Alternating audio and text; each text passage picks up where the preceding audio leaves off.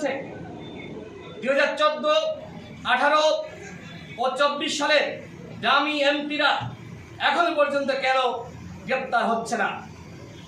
কেন বিতর্কিত নির্বাচন কমিশনের সাথে সংশ্লিষ্ট কমিশনারগণ, সচিব, ডিসিএসপিদের জবাবদিহিতার মুখোমুখি করা হচ্ছে না?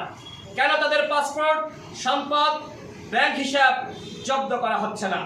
কেন আওয়ামী ফ্যাসিবাদী আর্থিক ব্যবস্থা রাষ্ট্রীয় নিয়ন্ত্রণে নেওয়া হচ্ছে না?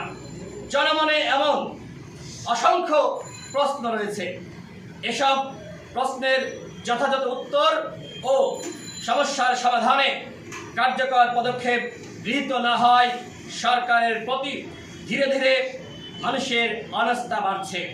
পরিশেষে নিত্যপণ্যের দাম লাগামহীনভাবে বাড়ছে।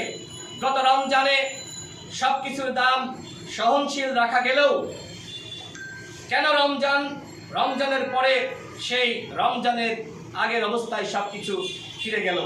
বাজার নিয়ন্ত্রণ ও সিন্ডিকেটের দৌরাত্ম্য বন্ধ করতে না পারলে গণভ্যুত্থানের স্বাদ সাধারণ মানুষ ভোগ করতে পারবে না। সরকারকে এদিকে মনোযোগ